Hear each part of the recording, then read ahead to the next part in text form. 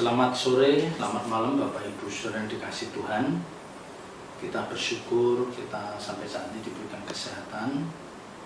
Dan hari ini Selasa 17 November. Mari kita persiapkan untuk kita belajar dari sebagian kebenaran firman Tuhan. Kita awali dalam doa. Bapa di surga, kami bersyukur atas penyertaan-Mu sepanjang hari. Kami bersyukur Engkau berikan kami kesehatan yang prima. Engkau berikan kami kesempatan saat untuk belajar sebagian kebenaran firman-Mu. Urapi hamba-Mu, buka ungkapan rahasia firman-Mu, biar apa yang hamba-Mu sampaikan boleh menjadi berkat kekal bagi setiap kami yang mendengarkannya. Terpuji nama-Mu, terpuji nama-Mu ya Bapa. Dalam nama berkat Tuhan Yesus Kristus kami berdoa dan syukur. Haleluya. Amin. Bapak Ibu Saudara dikasihi Tuhan, sebagai orang percaya kita tentu meyakini kuasa doa dan memang ini benar adanya. Ya, jadi doa merupakan nafas dari setiap orang percaya. Kita tidak boleh lepas dari berdoa. Ya, tapi tentu kita harus bisa memahami lebih dalam makna doa. Makna doa bagi umat perjanjian baru, ya, Bapak Ibu Saudara dan saya yang saat ini hidup dalam zaman kemurahan. Kita harus bisa memaknai arti doa, karena ada banyak orang salah mengartikan doa. Ya, kita menganggap bahwa doa kita yang kita naikkan itu persis sama seperti doa yang dinaikkan oleh umat perjanjian lama. Ya. Tentu kalau kita melihat tokoh-tokoh perjanjian lama, mereka adalah sosok-sosok yang luar biasa, memiliki pengalaman pribadi dengan Tuhan. Ya. Dan olehnya doa yang dinaikkan oleh umat perjanjian lama itu akan dinyatakan langsung atau dirasakan langsung oleh mereka. Ya, jadi begitu mereka berdoa, Tuhan jawab. Dan nanti hasilnya langsung bisa kita atau bisa mereka saksikan, ya, bisa disaksikan oleh banyak orang. Ya, tetapi apakah doa umat perjanjian baru apa juga persis seperti itu? Nah, ini yang harus kita pahami. Ya. Jadi doa yang dinaikkan umat perjanjian lama secara substansi, ya, mungkin berbeda dengan doa yang dinaikkan umat perjanjian baru. Kalau umat perjanjian lama itu berdoa karena memang mereka memerlukan campur tangan, ya, mereka memerlukan campur tangan langsung dari Tuhan. Ya, karena kondisi atau keadaan saat itu. Contohnya ketika Nabi Elia berhadapan dengan nabi-nabi Baal, dia berdoa, kuasa Tuhan dinyatakan, dan semua orang melihat itu, doa Nabi Elia itu, ya, korban bakaran yang ditaruh di atas air itu bisa langsung dijawab oleh Tuhan dengan disambar api dari Allah. Ya, sementara nabi-nabi Baal, mereka berdoa pada ilah-ilahnya, tidak terjadi apa-apa. Jadi memang seperti itu kondisi umat perjanjian lama, karena mereka diberhadapkan dengan kondisi seperti itu yang Allah harus, ya, campur tangan langsung, ya, untuk membuktikan bahwa mereka adalah umat-umat yang disertai oleh Allah. Ya. Apalagi kalau mereka menghadapi peperangan melawan bangsa kafir, ya, dia menghadapi peperangan melawan bangsa kafir, dia berdoa, ya, karena secara hitungan, secara manusia nggak mungkin menang orang Israel itu, tapi karena doa itu didengar oleh Allah, Allah yang bekerja, ya, Allah yang ikut campur tangan langsung sehingga mereka memperoleh kemenangan-kemenangan.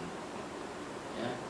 Di dalam Yakobus pasal 5 ayat 17 dan 18, ya, kalau kita baca di dalam Yakobus pasal 5, ya, ayat 17 Elia adalah manusia biasa sama seperti kita, dan ia telah bersungguh-sungguh berdoa supaya hujan jangan turun, dan hujan pun tidak turun di bumi selama tiga tahun dan 6 bulan lamanya. Bayangkan.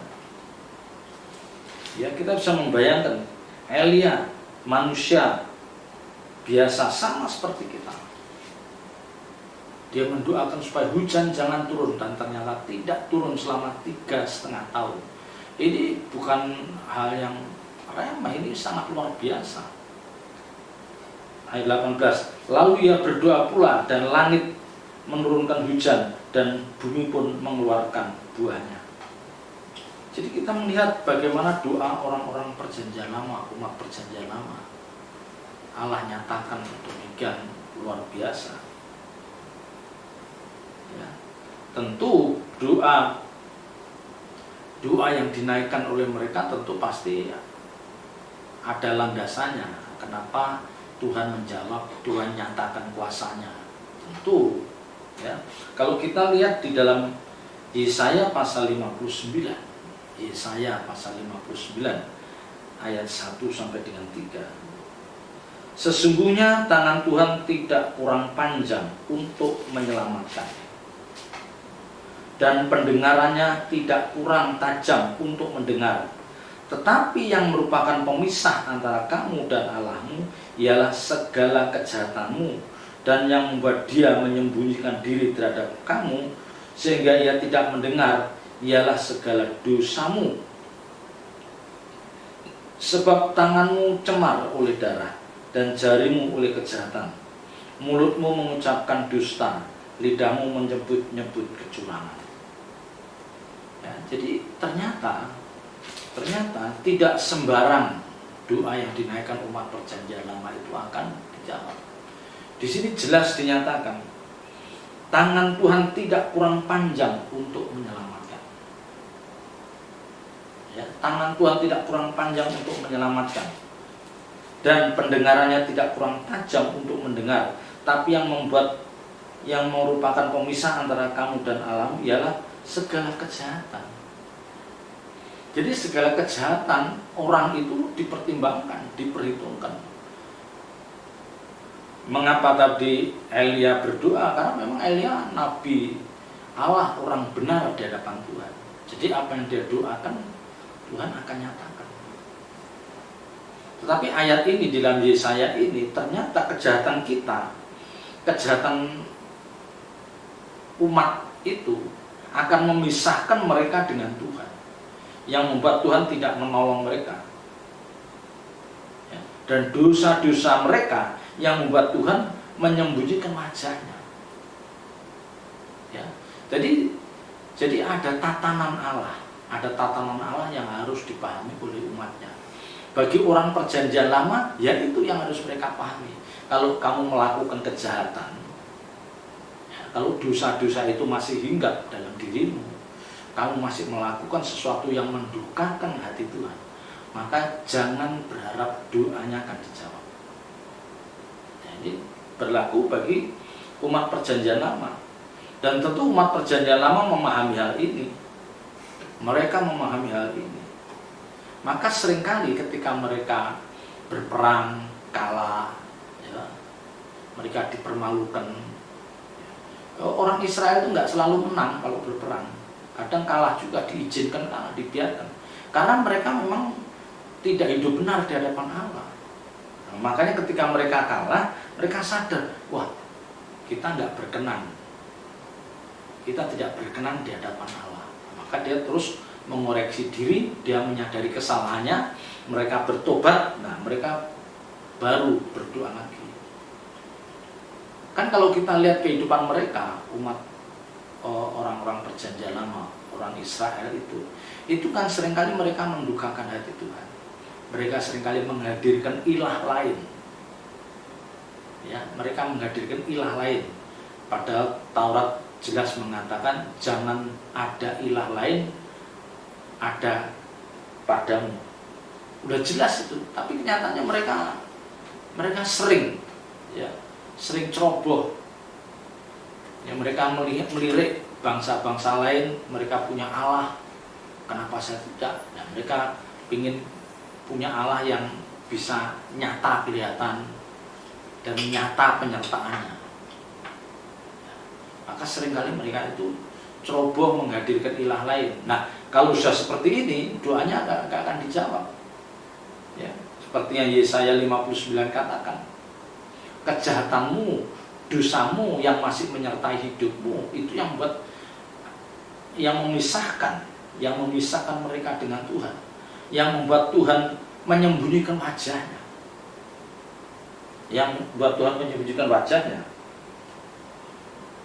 Ya. Jadi masalah yang sering dihadapi umat perjanjian lama itu adalah karena hidup mereka tidak lurus, tidak benar. Mereka sering menghadirkan ilah lain dalam hidupnya, yang bawa kurban-kurban yang tidak berkenan. Tetapi kalau mereka hidup benar di hadapan Tuhan, mereka bisa menjaga kesucian hidup, tentu doa-doa mereka tentu akan dijawab oleh Tuhan, dijawab oleh Allah. Ya. Jadi kesucian hidup mereka, kesucian hidup, ketaatan umat perjanjian lama ini langsung berhubungan dengan keadaan lahiriah mereka. Ya, jadi kalau mereka taat, mereka menjaga kesucian hidup, pasti doa-doanya dijawab. Sebaliknya, kalau dia tidak menjaga kesucian hidup, dia hidup tidak taat terhadap hukum Taurat, ya sudah, mereka akan menanggung akibatnya. Ya, jadi konsep berdoa dalam perjanjian lama seperti itu. Maka seringkali beberapa hamba Tuhan mengatakan, ya seringkali kalau kita taat berarti berkat, kalau tidak taat berarti laknat atau kutuk. Ya, kalau kita taat berarti berkat, kalau tidak taat berarti laknat atau kutuk. Ya, seringkali dibahasakan banyak doa, banyak berkat, sedikit doa, sedikit berkat. Nah, konsep seperti ini bisa dikenakan pada umat perjanjian lama. Tetapi apakah umat perjanjian baru bisa mengenakan konsep seperti ini? Ya, apakah konsep ini tepat dikenakan dalam hidup umat perjanjian baru?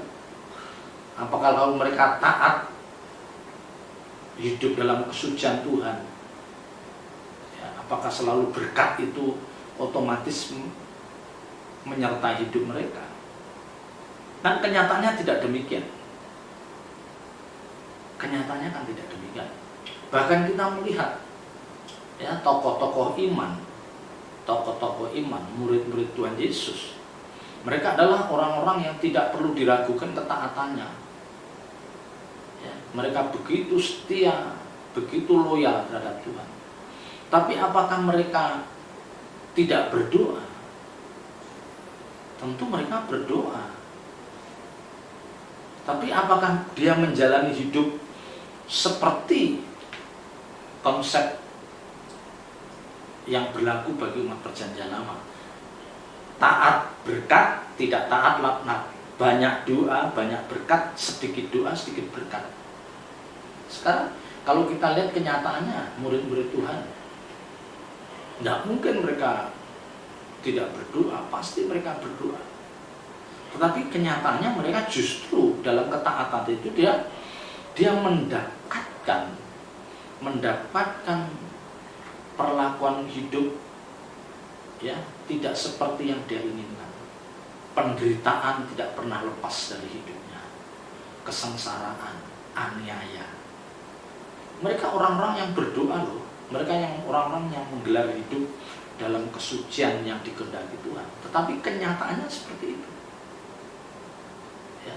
Maka di depan saya katakan substansi berdoa bagi umat perjanjian lama dan umat perjanjian baru itu berbeda. Ya. Kalau umat perjanjian baru, umat perjanjian lama, ya ketika mereka menggelar hidup benar, menjaga kekudusan, taat akan hukum Taurat, mereka berdoa langsung dinyatakan. Tapi kalau umat perjanjian baru, nanti dulu. Ya. Bahkan hamba-hamba Tuhan yang abad-abad pertama, abad-abad ke-6, ya, di mana waktu itu aniaya begitu kuat. Ya, mereka bukan orang-orang yang tidak berdoa, tetapi kenyataannya mereka menderita, ya, mereka mengalami aniaya. Nah, ini yang harus kita pahami supaya konsep doa dalam diri kita itu tidak salah. Ya, jangan terus kita berdoa terus konyong-konyong langsung dinyatakan. Malam ini berdoa, pagi ini berdoa, besok atau minggu depan langsung dinyatakan apa yang kita doakan. Tidak selalu. Ya, saya katakan tidak, saya tidak mengatakan tidak bisa, tetapi tidak selalu. Tidak selalu doa kita itu dijawab seperti yang kita mau. Ya, seperti yang kita mau.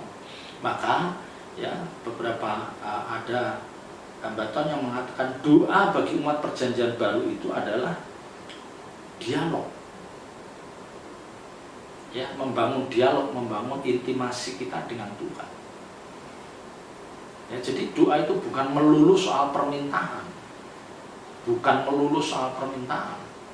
Sekalipun Alkitab juga mengatakan apa yang kamu doakan akan dikabulkan. Tetapi ingat, doa seperti apa yang dikabulkan? Ini tentu doa yang diminta dalam nama Tuhan Yesus. Artinya doa yang diminta untuk kepentingan Tuhan. Ya, jadi kalau kita mendoakan sesuatu itu harus itu untuk kepentingan Tuhan. Jangan kita mendoakan sesuatu tapi ini untuk kepentingan kita, untuk kepentingan kita, anak-anak kita, ya, tanpa menyertakan Tuhan di dalamnya. Nah, kadang ini yang membuat salah. Ini yang membuat salah. Ya, kalau kita lihat di dalam Injil Matius, pasal 26, Injil Matius pasal 26, ini doa Tuhan Yesus, ya, Injil Matius pasal 26 ayat 39, ya. Maka ia maju sedikit lalu sujud dan berdoa, katanya, ya Bapa, ya Bapakku, jikalau sekiranya mungkin, biarlah cawan ini lalu daripadaku, tetapi janganlah seperti yang Engkau kehendaki, melainkan seperti yang Engkau kehendaki. Ya. Dari doa ini kan kita melihat bahwa Tuhan Yesus ketika berdoa itu nggak ngotot, bukan sampai yang bagaimana seperti memaksa Allah Bapa untuk diwujudkan, untuk dinyatakan. Tidak. Ya. Jelas di sini katakan, ya. Tetapi janganlah seperti yang ku kehendaki. Jadi jawaban doa itu sama Tuhan, jangan seperti yang ku kehendaki loh. Tapi biarlah melainkan seperti yang Engkau kehendaki. Bagaimana kita mendasarkan doa kita seperti yang dilakukan Tuhan?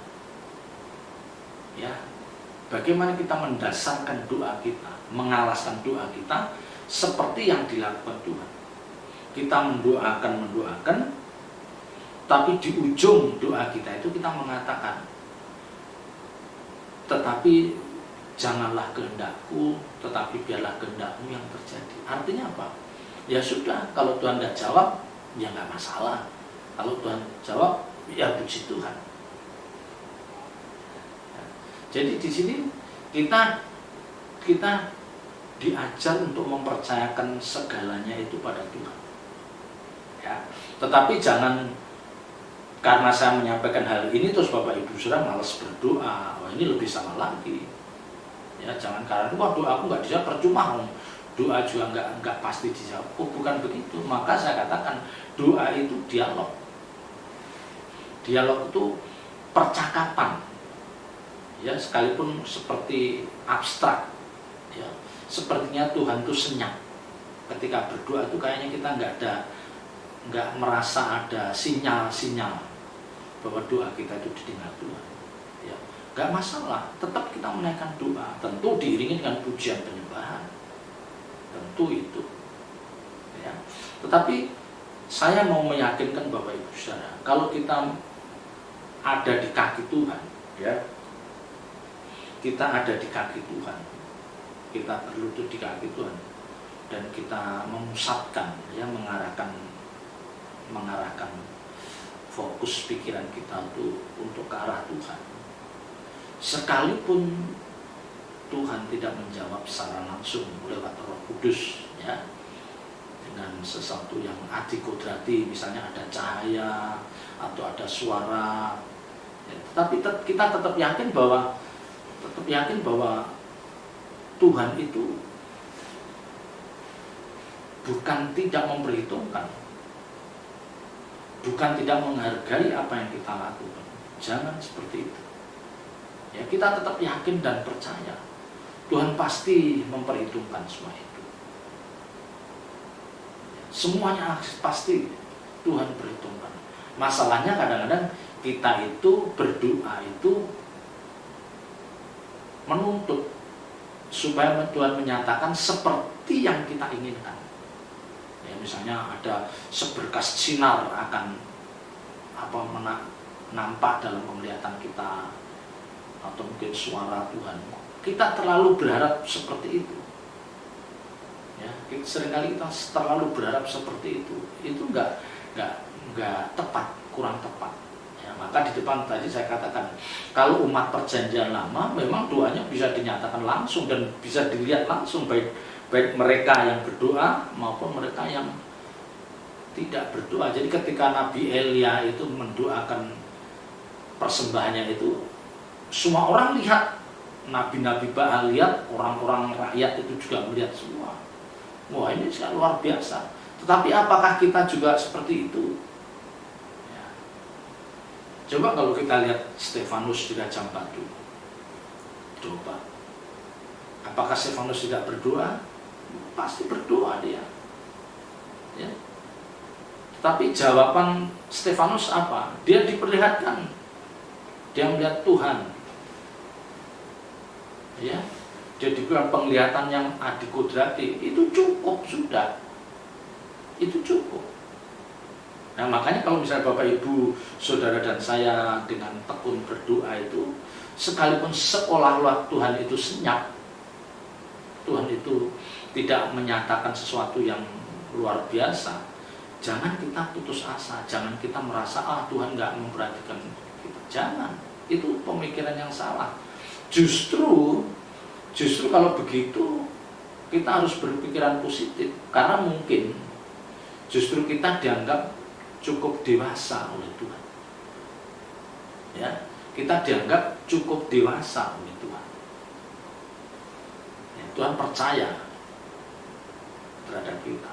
Sama ketika anak-anak itu kalau minta orang tuanya kan mintanya kan apa istilahnya, terus semua minta ketemu mama, minta selalu ngomong terus sampai mama papanya risih. Tapi akhirnya diturutin. Tapi permintaannya itu pasti permintaannya yang remeh, yang receh gitu. Tapi kalau orang udah dewasa, dia ngomong cukup sekali. Pah perlu ini, mah perlu ini, udah cukup sekali. Nanti papanya pasti diwujudkan, ya, karena papanya percaya kamu dewasa, jadi kamu cara mintamu udah cukup sekali, jangan kayak anak-anak itu. Ya, jadi kita harus memahami hal ini, Bapak Ibu Saudara. Ya, jadi kalau konsep perjanjian lama, ya, doa itu dia harus tidak berbuat kejahatan, dia harus tidak berbuat dosa, karena kejahatan dan dosa itu membuat Tuhan tidak akan menolong mereka. Ya, Tuhan sembunyi, tidak mendengar mereka. Tetapi dalam umat perjanjian baru, ya, sekalipun hidup kita suci, kita hidup dalam kebenaran firman Tuhan, ya, belum tentu doa kita dijawab. Tidak jaminan juga, ya, tidak jaminan. Ya. Jadi jangan terus kita putus asa, kita jangan. Justru kita dianggap kita sudah cukup dewasa rohani. Tetapi percayalah Bapak Ibu Saudara, kalau kita melakukan hal itu secara rutin, pasti Tuhan akan memberkati kita dengan cara yang berbeda. Artinya begini, kita akan mendapatkan satu iluminasi atau satu pencerahan. Kita tuh jadi seperti mengerti. Mungkin ketika kita berdoa, Tuhan akan tunjukkan karakter-karakter buruk kita. Ya, padahal kita nggak mau, tapi Tuhan tunjukkan karakter-karakter buruk kita. Bisa, lah itu justru berkat itu. Ketika kita berdoa, Tuhan justru tunjukkan karakter-karakter buruk kita yang masih sering kita lakukan.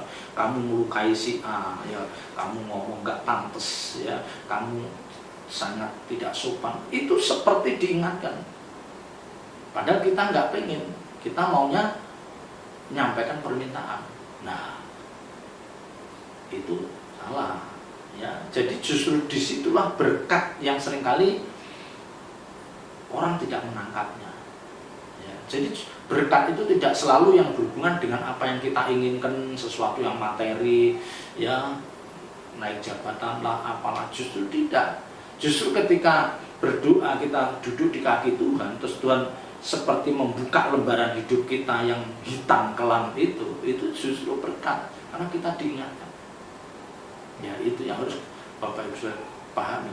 Ya, jadi jangan kita memposisikan diri kita seperti umat perjanjian lama. Aku hidup sudah benar, aku sudah taat. Kenapa kok doa saya tidak dijawab? Nah, beda. Ya, pasti Tuhan jawab, tapi cara menjawabnya berbeda. Bukan sesuatu yang kita inginkan. Ya, Tuhan itu memberikan yang terbaik bagi kita. Tuhan memberikan yang terbaik. Kalau iblis itu memberikan apa yang kita inginkan. Iblis itu memberikan apa yang kita inginkan. Tapi kalau Tuhan memberikan yang terbaik. Kalau kita pergi ke dukun, orang pintar, diturutin, ya, itu permintaan kita. Tapi iblis itu. Tapi kalau Tuhan tidak begitu. Yang terbaik yang akan diberikan untuk kita. Masalahnya bagaimana kita bisa memahami yang terbaik dari Tuhan itu. Nah, kita harus terus mendewasakan rohani kita. Ini saja yang bisa saya sampaikan. Tuhan Yesus memberkati. Mari kita berdoa. Bapa di surga, kami bersyukur atas kebenaran firman-Mu. Meteraikan firman-Mu dalam setiap hati kami dan ajar kami melakukannya. Kami mau terus berjuang hidup benar di hadapan-Mu, dan kami terus membangun persekutuan yang erat melalui doa-doa yang kami naikkan. Terpuji nama-Mu kekal selama-lamanya. Dalam nama berkat Tuhan Yesus Kristus kami berdoa. Haleluya. Amin.